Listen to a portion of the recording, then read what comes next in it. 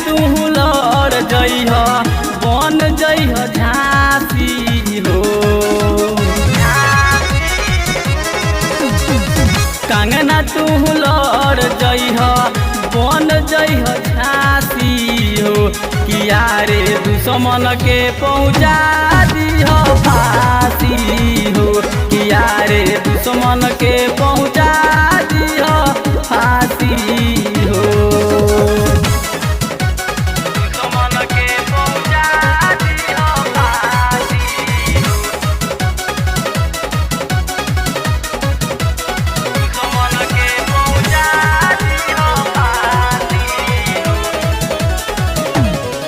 सही बोलला के है अंजाम मिलता। सुशांत के दिल में चिराग जलता।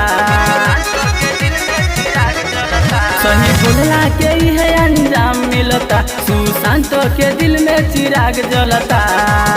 अब की मिटा दीह तबे मिली सासी हो। किया रे दुश्मन के पहुँचा दीह फांसी हो। किया रे दुश्मन के पहुँचा दीह फांसी हो। दुश्मन के पहुँचा दीह फांसी हो।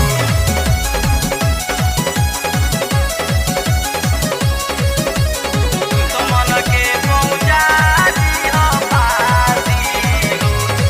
भाई सब लोग तोहरा साथ बाटे हो। अब की बार हो कर नाश बाटे हो।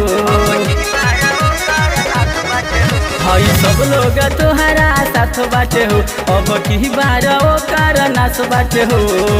राजू राज कहेले मानवा उदासी हो। किया रे दुश्मन के पहुँचा दीह फांसी हो। किया रे दुश्मन के